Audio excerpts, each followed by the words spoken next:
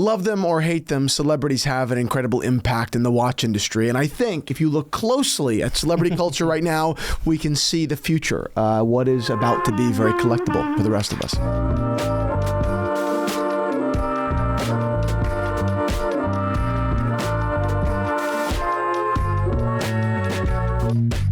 What is up, Watch fam? I am Christian, the curator of the Theo and Harris Vintage Watch Shop. My name is Sam, and today's episode is sponsored by IFL Watches. More on our friends at IFL Watches and their incredible customized hand-painted watches later.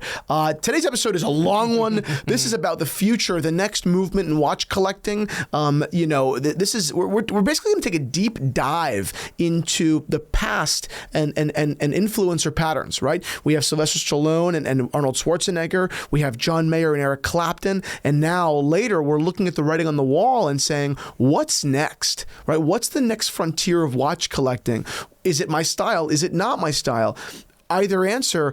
Is it worth understanding and reading about? Are there new facets? Are there new stones about to be unturned, right? And I think the answer is absolutely yes. And I think it's very heavily tied to culture. I think it always is. I think it's very heavily tied to some things that some of you out there may not like about the world right now. But it's a very interesting conversation. And I'll tell you this, a little sneak peek, and today's a long conversation, but by its end, we're going to reveal, well, I'll tell you now, the ringleader in many ways, or the founding father of this movement to the other side, to this new frontier of watch collecting, is our boy Elton John. So, Rocketman, let's go. Let's go back to the 90s and 2000s and talk about watches that you would never wear or probably own.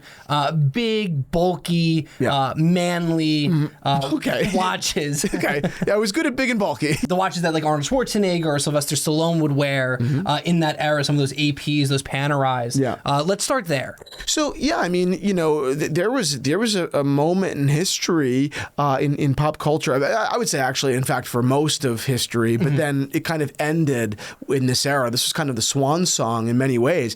There was this era in film and in music and in pop culture where, the big, bad American, murderous good guy, not superhero, but like superhuman almost, was it. Right, where we were rooting for Sylvester Stallone and Arnold Schwarzenegger specifically, and in Arnold Schwarzenegger's case, he wasn't even really human; he was a robot. But he was he was a human actor, right? So it was definitely something that men everywhere idolized, looked up to, and women flocked to. So in turn, right, when women are flocking somewhere, the rest of us want to be like the place that women are flocking to. So everyone kind of embodied this hyper masculine.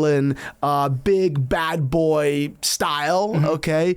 And it certainly found its way into the watch world. And one question that I have for you with this, and I was thinking about this on my way here, is do you think, because in that era clothes were a little bit more baggier, a little bit wider, do you think that also played with the bigger watch? Is that part of it at all? Am I just taking a stab at something? I think that they were different movements. I think they were a little bit unrelated. We also we still have kind of like big buff celebrities, but they're not really the icons of men.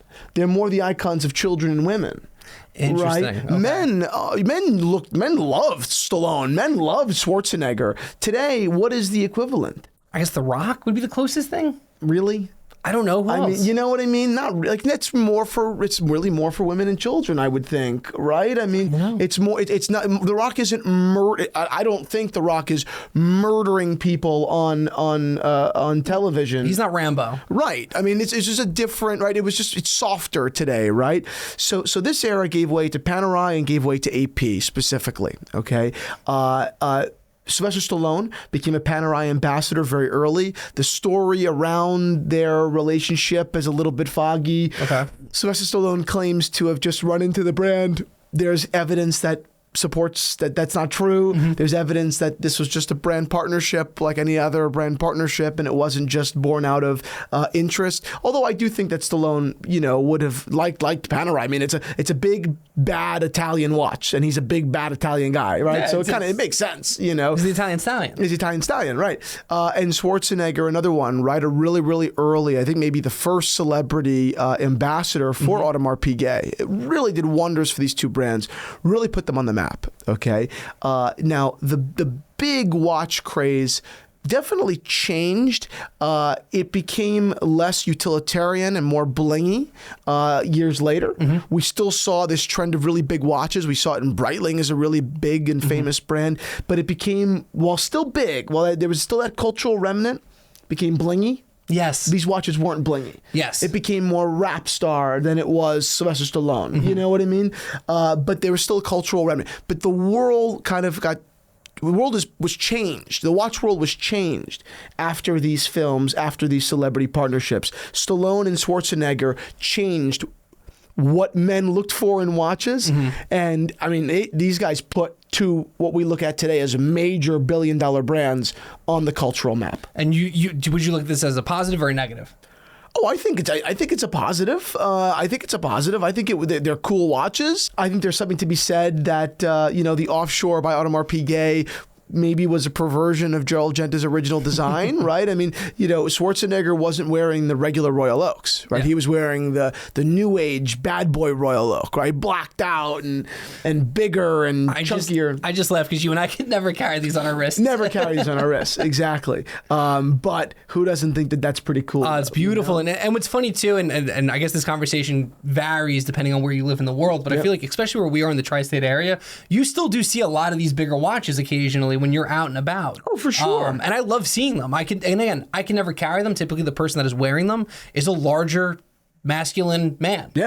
Who's in probably much better shape than I am. Right. And much bigger. So I love seeing these watches out and about, and I think that you just have to be the right type of person to be able to wear these watches. And they're great. They're great watches, but these were definitely kind of like this movement was invented. Like the founding fathers, we're looking at them, right? Stallone and Schwarzenegger were the founding fathers of this movement, right? Because these watches and their designs basically had existed for years, but it took a celebrity movement to make them hot again. Gotcha. Today's video is brought to you by IFL Watches, who just now dropped their Space Surfer concept built on the Citizen Soyosa. This is an incredible watch. Beautiful. I love IFL watches. There's no secret at all, and it's very clear why. IFL watches in their hand customization. The Soyosa has been hand painted enamel, by the way, but in their entire collection, from the Soyosa to their jellyfish to all of their different Casios and all their different Oruses and all these different customizations, they're fun. They're completely unique, right? These hand-painted models are all ones of one, right? Because they're hand-painted, so the nature is that, right? You can't have two that are identical. This is my favorite thing about watches. Number one, it's fun, and two, it's quality. It's hand-painted. It's not like this is printed or copied onto.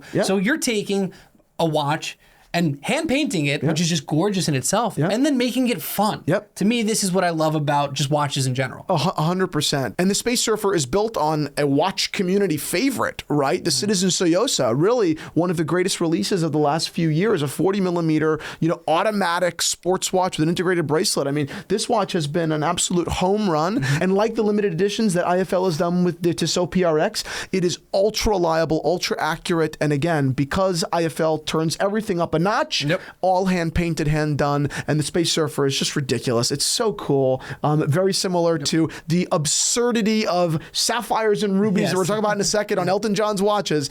These are just wild. They're fun, and that's the whole point of watch collecting. Again, they just dropped these today, so go explore the drop. Pick one up for yourself if you're quick enough, and if not, still explore through IFL watches. I think at a minimum, you got to get a Casio because these watches are so freaking cool. Again, I think if you can grab one of these Soyosas, of course, but IFL does have a tendency to sell out pretty quickly. So if you can't, take a look at some of those Casios, particularly my favorite, and I think yours as well, always the Jellyfish Rainbow.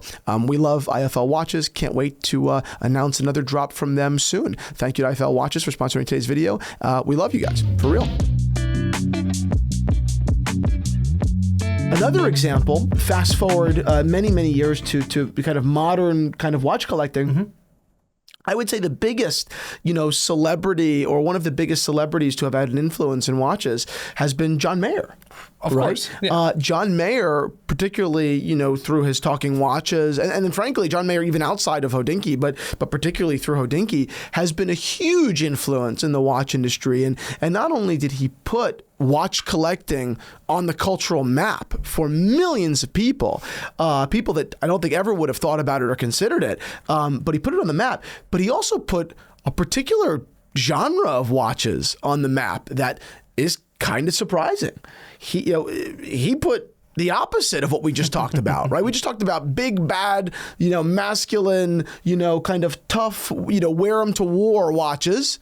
And John Mayer kind of emotionally co-signed, kind of played a big role in popularizing the precious metal Patek Philippe on a leather strap, on an exotic strap, like particularly the reference 5970, right? And even before that, he wore a 2499. And I think that, again, another second generation perpetual calendar chronograph. And where I'm going to go with this is, I would say that John Mayer even was following in the wake of another celebrity. Mm-hmm. And that's Eric Clapton. Clapton, baby. Who we know that John Mayer, is clearly, to say a fan of would be reductive, idolizes. And he walked right into those footsteps. But as you just mentioned, Clapton's 2499, which I believe he got in auction in 1989, if I'm correct. Crazy. And what I love about this too is when you look at Clapton and Mayer, they obviously have their style of watch that they are attracted to, just like Sylvester Stallone and Arnold Schwarzenegger are attracted to the bigger types of watches. These are elegant, precious metal. I mean, beautiful pieces that any the watch best collector, of the best. Would die to have in their collection. Cream of the crop. These watches aren't just a matter of, like culture or taste. These are, objectively speaking, some of the greatest watches ever manufactured by one of the greatest brands ever to exist, right? So these guys happen to have a penchant for this, profound hot horology, and they've made it important. Yes. This was not a conversation in the mainstream. These watches were essentially uncool, right? Precious metal Patek on a strap. Since the 70s, since Gerald Genta changed the world forever, literally, in making steel sports watches cool, this has been uncool.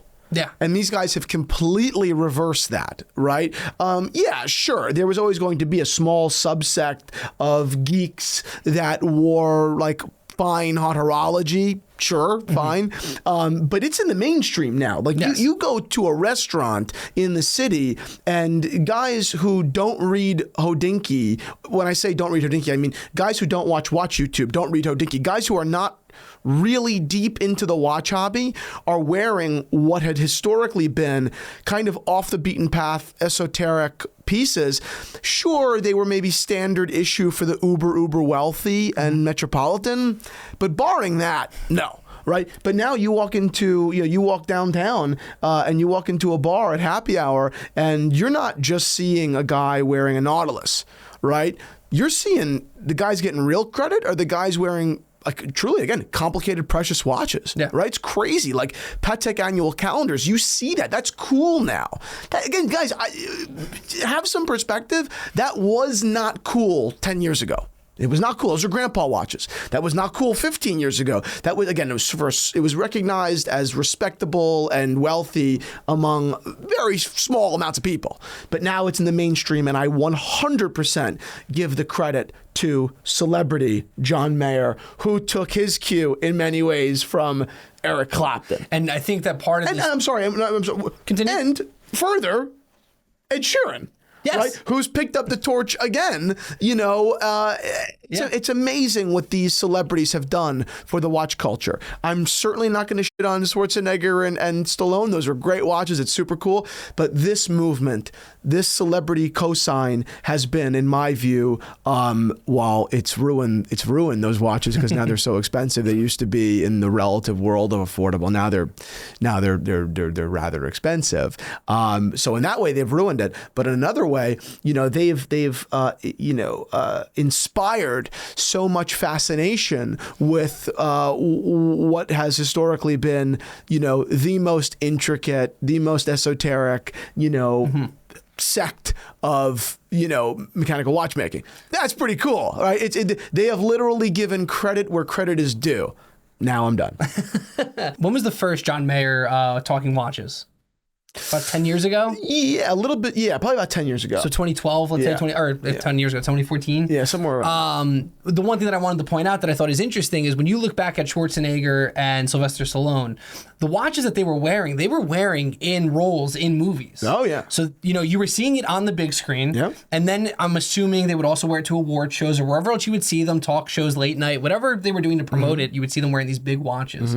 And then you now have the internet and YouTube channels and all these different things that are you're able to come out and talk about these watches and podcasts in much more depth that I think adds a lot of the popularity as well. That continues to just build upon it. Totally. And almost have more gasoline to the fire in the case of John Mayer because it's so much more viewed. And let's not ignore the fact that those first two the partners were corporate partners. Yeah. They were paid.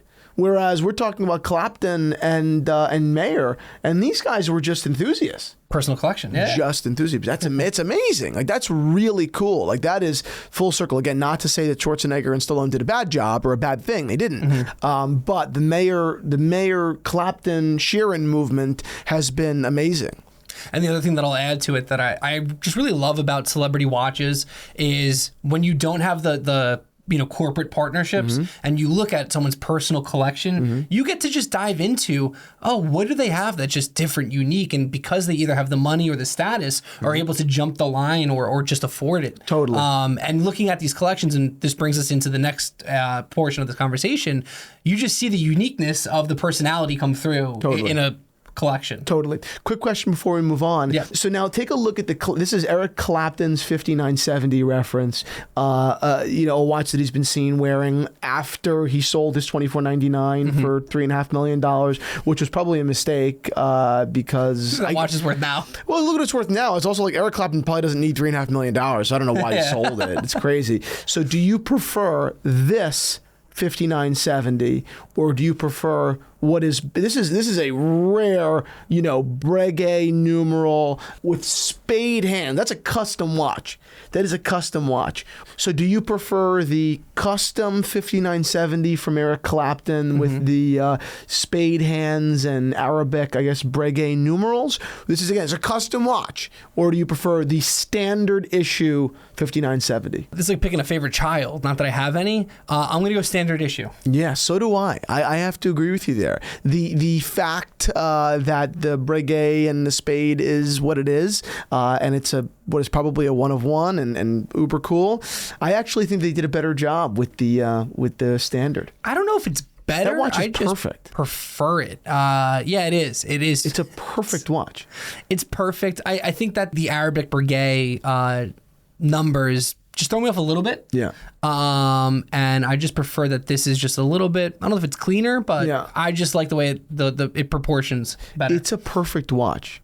If there's one watch in the world that inspires me to make more money, it's probably this watch. Well, you've always said too, and I've only tried on very, I'll say very entry level vintage Pateks, but you've always said that their proportions and the way that they size everything is perfect. Again, not every one. Right, I think that the successor to this watch, the 5270, is great. I really, really like it. It's bigger, but I don't think it's as good as 5970. Interesting. And the proportions here are better. I think that the size, everything's better. This is a better watch. Now, 5270 is incredible. It's a remarkable watch. It's arguably better because it's actually fully in-house, whereas this is a Lamania base. It's heavily modified, but it's a Lamania base. I mean, I still prefer this. This is a perfect watch.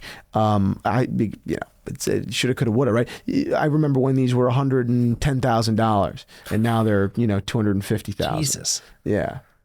It's serious. That's no joke. It's no joke. It's a serious price increase. And 110 is an absurd number. It's an absurd number. But 250 is far more absurd than 110.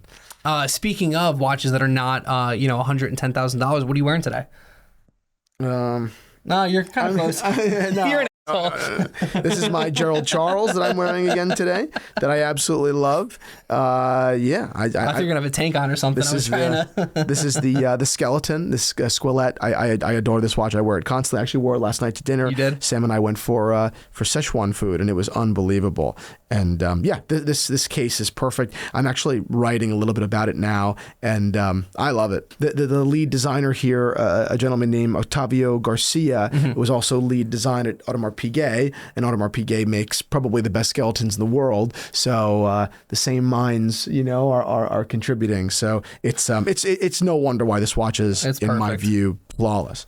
I love it. I'm wearing my Super Seawolf, so I'm kind of close. There you go. Titanium. That's the other precious metal. Other precious, exactly. The fifth beetle. The fifth beetle. Okay. It's Ringo. Yeah, it's Ringo, yeah. Moving forward, I guess now into the future. What do I see happening? And Can I just cut you off real quick? Go ahead. Let me preface this by saying you've been championing this movement that you are about to predict for 9 years, essentially. I want you to know that. Yes, Let's just, very biased. So, and in many ways, it's so obvious that it was going to happen. We could have all seen the writing on the wall, many years ago for reasons that I don't like. But like every other, this pendulum does swing. Okay. So you have Arnold Schwarzenegger and Sylvester Stallone in the 90s and the 2000s, essentially promoting what is the peak of, strongman masculinity. No question. And now the pendulum, I believe, is at the other end, which is essentially the most delicate, feminine, precious, and dainty, glitzy and dainty watches you can imagine. Now, again, there's a lot there. There's a lot to unpack there, and I'll have a more candid and a more honest conversation over on the Zero. So if you are a member of the Zero and like to listen to our behind-the-scenes podcast, go down below, click the link, and sign up even for a 7-day free trial. Just take a look at some of the content and let us know what you think, and shoot me a DM. But culture has shifted so far that these watches were such a logical evolution. This is such an obvious next step for where we are as a society. Now, to all of you guys out there that are rolling your eyes at that are saying, screw that, blah, blah, blah, blah, blah. I get it. I feel you, guys. I feel you. But let us remind ourselves that historically, what is the idea of masculinity was not really rooted, most rooted in the watch one would wear. It was rooted in the kind of the comfort, the confidence, the security of wearing something, be it small or large, right?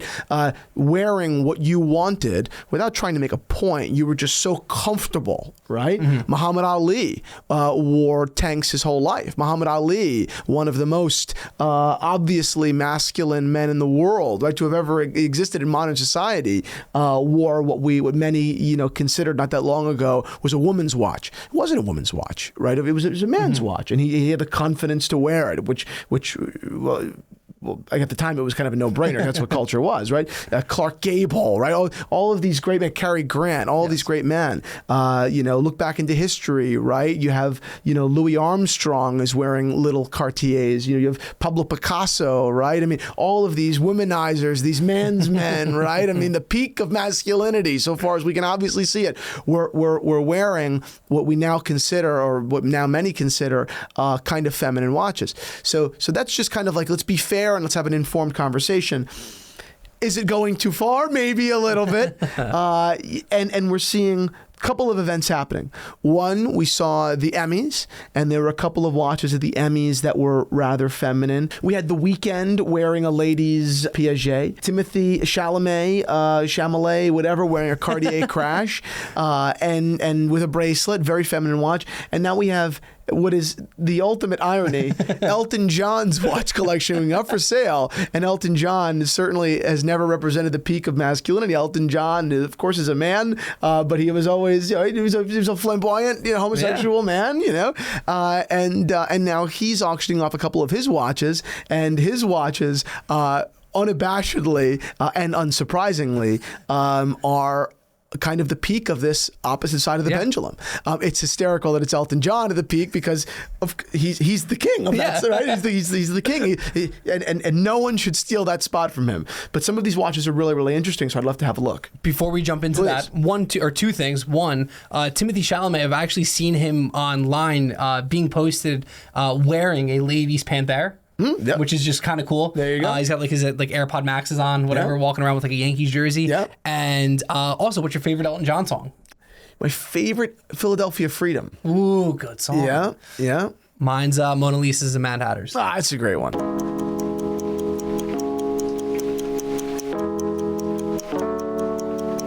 If you love watches like I do, if you think that they mean something more than the time, then head on over to theoandharris.com and shop our selection of vintage watches and handmade straps. They're unique and they're special, and once they're gone for good.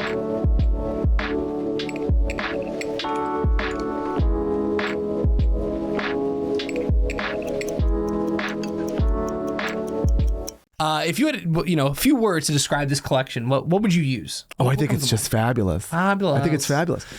This is a beautiful collection, and he's got incredible taste. It makes me including a couple of incredibly rare pieces. I mean, it makes me want diamond set watches, which are watches that I've really never been into. I know. Starting off with the Rolex Leopard Daytona. I mean, this is just very Elton John. Yeah. This is wild. This is a watch I've only ever seen one other time on a celebrity. It was worn by Nick Cage, which is an equally or almost equally absurd human being. You call him Nick Cage? You guys friends? As opposed to Nicolas Cage? I think everyone just calls him Nicholas. I don't know. I don't know. I've never met him. Yeah, never met him. He's Paisan though, so I figured. Exactly. So anyway, this is an absurd watch. When you saw it, you thought that it was aftermarket. I did, because it looks aftermarket. It's absolutely absurd. Anything Rolex makes, no matter how ridiculous, be it the puzzle dial or be it anything else, after this should not be a surprise because this doesn't get sillier than this watch. I don't think that this watch perfectly represents the the beauty of this other side of the pendulum, which is what we'll get to in a second. But it certainly is within the family. This is a wild, cocaine-fueled watch. Yeah, it's the crazy aunt or uncle. You know what I mean? Yeah. It's the one that you don't see that often, but when they come to Christmas, you're going to have a good time. Yes. Because they're going to bring the party. Yes, totally. That's this watch to me. A Paris crash. A 1991 crash, a fantastic watch. When I sold mine, I had one for a little while in the inventory. It wasn't personal collection. I think I sold it for $85 or $81 or something like that, $1,000. This watch will probably go for about $170 or 100. With Elton John Provenance, I don't know how much it will go for. Actually, probably only 70 to 100. That's just a made up number. This will end up going for a crazy number. And this is gorgeous. But even if it didn't have the Elton John Provenance, I'm still an idiot for having sold mine. Terrific. Yet again. That's all. Yep. And then next is the diamond set Cartier Tank Normal. This is an incredible watch. Out of all the watches in this collection, this is the one that I'm truly envious of. Me too. This watch is perfection. This is sapphires in the dial, diamond, emerald cut diamonds all around, these baguettes all around. This is a flawless, insane watch. I will always be jealous of this watch.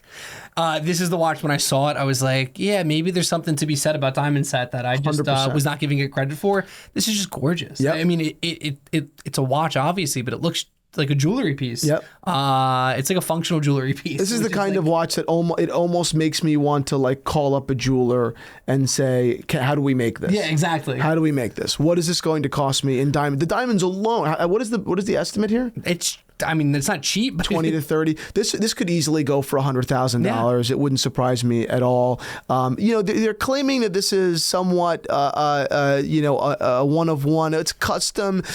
It's not one of one. I know of another. So it's not a one of one. I'll tell you that. How many are there?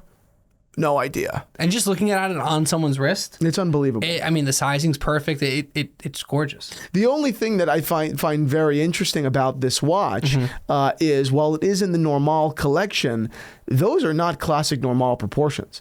Interesting. It's certainly not. That watch is far too narrow and long proportionally to be a true Normal. it's still a normal. That's fine. But it does not follow the normal, like traditional proportions. I still love it. I love it, just as much and all the more. That watch is perfection. I would. It would be a good question to ask me whether or not I would take that watch or the 5970 because it's really close. So which would you take? I don't know. Don't ask me that question. I just asked you. It would be really, really hard. I don't know what I would do. I might have to go with that. I just feel like that's. They're both hard to get. That just seems rare. The normal seems rarer. It's certainly rare. There's no question about that. The gold Chopard Imperial chronograph.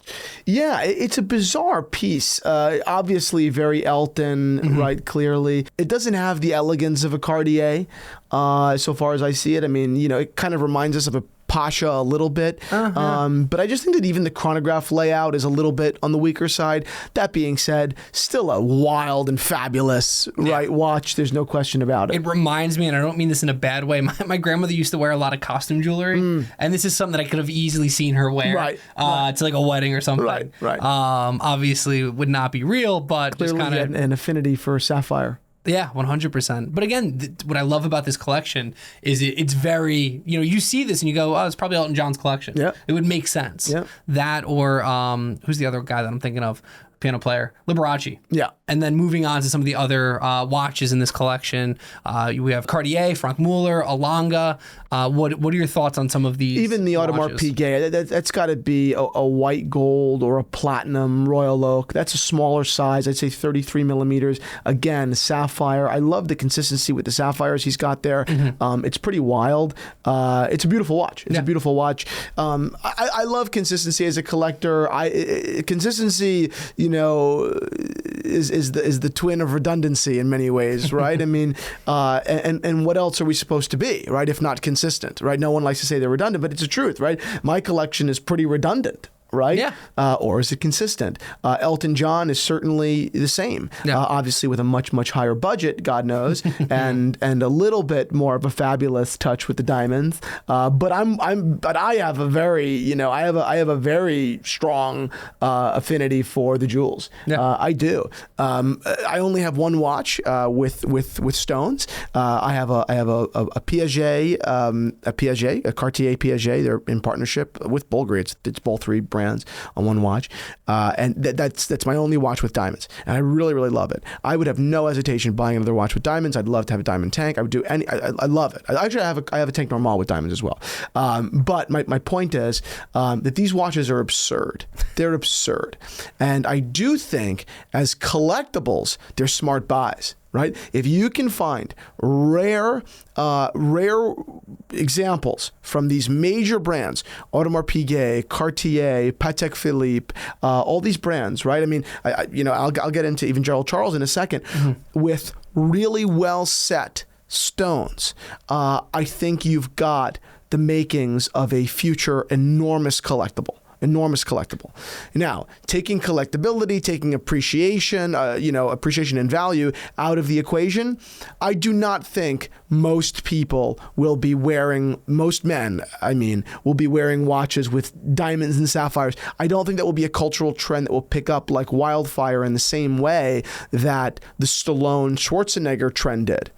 But I will say that, like with all trends, the peak, the strongest, right, a push is not what you see actualized, right? You see this peak hit, right? This will be the peak of the pendulum, right? But we'll see for a while this sort of style, this decidedly effeminate, bejeweled style inform culture for a while. Yeah. It will. Now, will you see men walking around, in the office with a ladies' Pasha? Not unless you work in marketing or PR. But if you work in those worlds, you certainly will. You will see at restaurants. You will see in major metropolitan areas. You will see the effect, the impact of these watches. You will see in the same way that years ago, Panerai and Audemars Piguet offshores were all the rage. Now they're great, but they're another watch. They're not the craziest in thing. you will see this become that at restaurants, particularly metropolitan areas, which in metropolitan areas are generally the hubs of where style is adopted. Yeah. And again, for better or worse. I mean, I think that anyone that feels truly passionately against this is packaging it with too much other of their social opinions that, believe me, you and I agree with all of them. But take it separately, and this is really just an interesting movement in design. And in many ways, it's a cool balance to pair out. 30 years ago, we had the hyper aggression and the big size, and now we had too big and too aggressive. Now we'll have too small and too feminine. But one or two shades away from the peak is always a really good area to be. Yeah. With all of that in mind, and talking about kind of the peak of the pendulum, are there any celebrities that are adopting this? Either at this peak or maybe a shade or two away from what this peak is? 100%. Look at Mark Wahlberg. Mark Wahlberg, big tough guy, big masculine guy. Look at him and his affinity for stones, right? Again, keep in mind, a guy like Mark Wahlberg also comes from a different area, right? Comes from maybe a tougher area. Right? Comes from an area, very similar to the way that I'll talk about, the outer boroughs, Brooklyn, the Bronx, Queens, and what these poor people, what they thought wealth looked like, and it was very flashy. I think Mark Wahlberg has a very similar kind of story, right? That feeling of what wealth first looked like as a child. Yep. You always kind of still have a soft spot for it, and Mark Wahlberg has that. You look at Mark Wahlberg's home, cars, and watches, you do not say this is old money. It's about it. You touch it, your fingers will be green, right? And he's dripping in emeralds and rubies and sapphires all the time. He's a big one. Steve Harvey just picked up a Gerald Charles, I believe, with sapphires all around. My watch, the skeleton, but with sapphires. Amazing. If my budget was an extra 40, I would have bought that one. Or I bought it with the emeralds. I don't know, but it wasn't an extra 40, so it's a moot point. But you see a lot of these people that are picking up, really tasteful, uber quality, well set stones. How about another famous Panerai and AP guy that's always been on trend with watches, albeit in his own little red band taste. But Kevin O'Leary just picked up a one-of-one Audemars Piguet Royal Oak on a red strap, but with rubies all around the bezel. I mean, that was nice.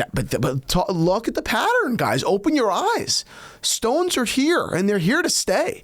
Now, will the worst of it last? No, the worst of it will, be worth little, worth fractions. But the best of it, if you buy cream of crop, if you buy the right stuff, and if you're buying smart, I'm telling you, watches that 10 years ago you thought were gaudy and horrible and ugly, and it was so far from a Submariner, so it had to be bad. I'm telling you, it's changing. And it's going in a different direction, and I will certainly be buying a watch with more stones shortly. I can tell you that with a damn guarantee. Love to hear it. Yeah. If you had one watch to pick out of this collection, what are you picking? If I could, Elton John's. The truth is, there are two watches that I think are epitomize perfection, or just about close to it. I do think that the Cartier Normal is perfect, and I think that this Audemars Piguet Royal Oak with the sapphire bezel, it looks like it has a mother of pearl dial, which is not my preference, but that watch to me is amazing. Yeah, the Normal I think is my favorite, but as a second, I actually really enjoy the Franck Muller. It's a great I love watch. it. I love that it's a little, I guess, tarnished on the side of the case. But I really enjoy the way that watch looks. Yep. I thought that was a sleeper pick, and I was surprised to see so much, or a couple Franck Mullers in his collection. Agreed. And I like that's kind of a watch that he's, I'll say, adopted as his own almost. Well, Franck Muller is an interesting brand because when it blew up so strong, but only really among, mostly at this level among the wealthy. And the wealthy are, they have more money, so they're a little bit more easily parted with it. You don't say. So, right. So it's like Franck Muller was owned by mostly rich people, because even a middle-range Franck Muller was still, to a regular person or to a upper middle class, right, qualified watch buyer, they looked at a window and they were like, okay, that's $10,000. But they care about that $10,000, so it matters where they put it. They're like, I could buy that, or I could buy a Rolex or a Cartier. Why would I buy a Franck Muller? Whereas when you have a lot of money, you're like, but that $10,000 doesn't take away my budget from anything else. So I'll just buy them all. Franck Muller's cool. Sure, let's go. Let's do it. I think it's interesting. Buy them. It was very much of a hypey thing at a time. Gotcha. You know? And then the one last celebrity that I want to add to this that I think, when you just mentioned, again, at the height of the pendulum here, looking at Elton John's collection, and then a couple shades away, is really Tyler, the Creator. To me, this is someone very similar to the way that you collect, in the sense that this is only Cartier, but you have Cartier Piaget, different case sizes, different straps, different bands. And I just think that this is a beautiful collection of just gold dress watches. And to me, when I look at a collection like this, I want to start looking at vintage APs or vintage Piagets, Cartiers, obviously, just like old dress watches, even ones that maybe you're not breaking the bank with. Right. Something like a Hamilton, right. Some of those old classic just dress watches. Right. That's what this makes me want to get. Yeah. And I just think it's a beautiful thing. I completely agree. I think that, again, while there isn't a diamond to be seen on these watches, these watches absolutely fit into, like you said, that one or two shades away from the peak of the pendulum swing, right? I mean, these are all,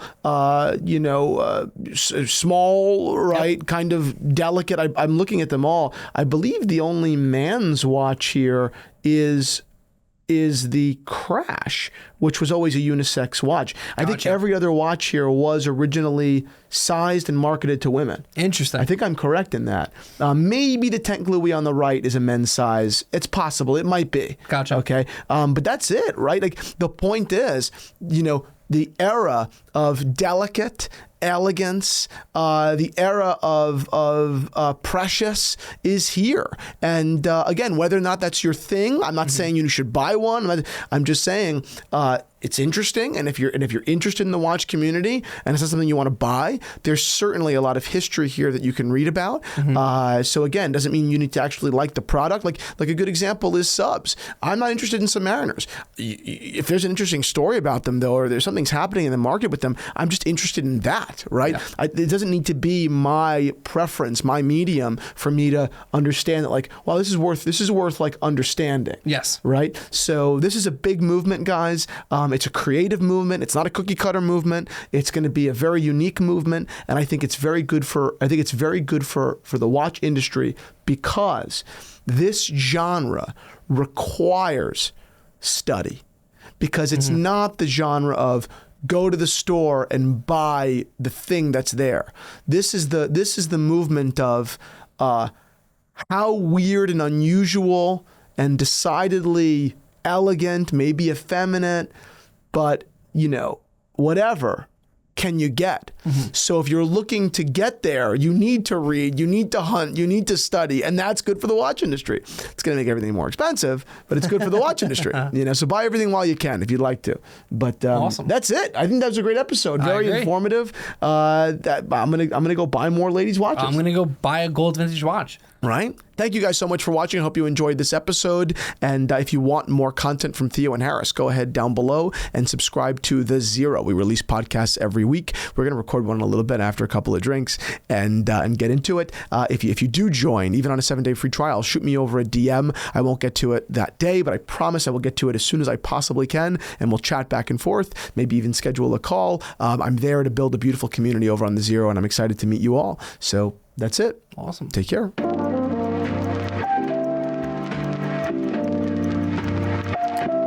Straps, as many of you should know, bring a whole world of potential to mix up your watch collection. They breathe new life into watches. They help you pull out different colors. They give them new personality.